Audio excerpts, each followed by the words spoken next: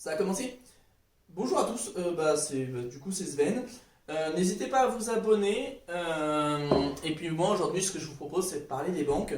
Comment fonctionnent les banques? Et pour ça je pense que le plus facile ça va être de vous schématiser ça. Et le plus facile ça va être de vous l'expliquer avec un billet de 50 euros. Vous allez voir c'est super simple. On s'installe, je vous explique. Eh ben, on commence tout de suite. Donc ce qu'il faut savoir c'est que vous avez trois personnes. Avant, on avait la Banque de France, maintenant c'est la Banque Centrale Européenne. Et la Banque Centrale Européenne, elle vous fabrique ce beau billet. Enfin, pas elle exactement, mais elle fait produire ces billets-là. C'est elle qui contrôle la fabrication des billets. Donc le billet, une fois qu'il est là, elle va, ce qu'on appelle tout simplement, le donner à une banque privée.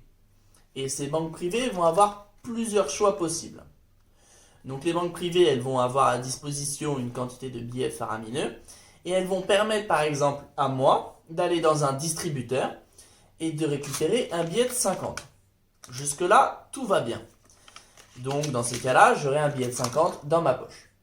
Ou sinon, elle peut faire autre chose. Elle garde le billet de 50 chez elle et elle va, écoutez bien,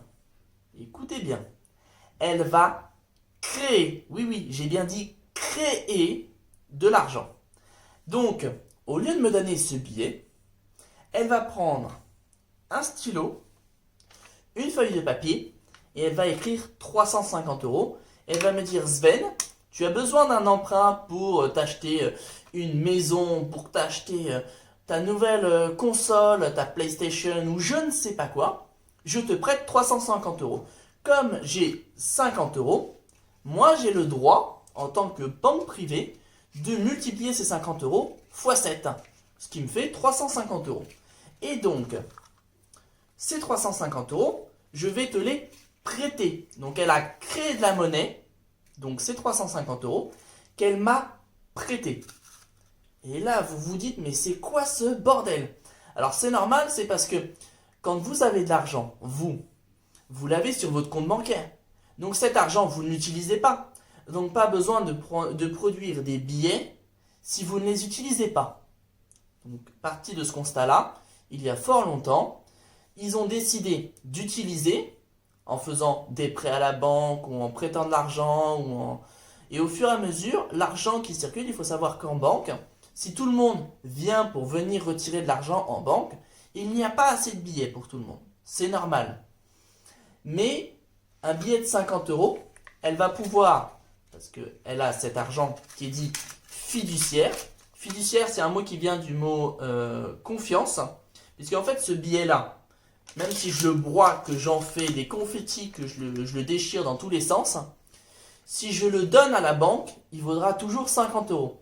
Pas parce qu'il est en bon état, mais parce qu'on a une confiance dans ce billet de sa valeur qui est de 50 euros.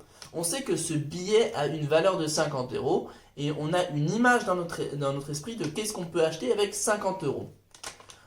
Et ces 50 euros, elle peut donc, je redis bien le mot, créer un prêt bancaire d'une valeur de 350 euros. Au fur et à mesure, ces 350 euros que j'ai empruntés à la banque, moi je les redonne à la banque et la banque, elle les détruit. Donc en fait, l'argent qu'elle m'a prêté de façon scripturale, elle détruit cette monnaie-là une fois que je lui rembourse.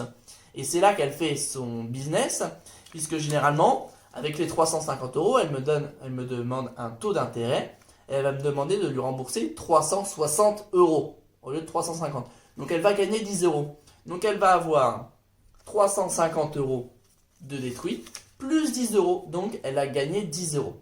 C'est comme ça que fonctionne une banque. Alors si vous avez bien compris, normalement vous êtes bon. Et puis si vous avez des questions, n'hésitez pas, vous avez la barre de commentaires. S'il vous plaît, abonnez-vous en masse et partagez cette vidéo, ça m'aide vraiment à me faire connaître. Puis bien évidemment, un petit pouce bleu, ça fait toujours plaisir.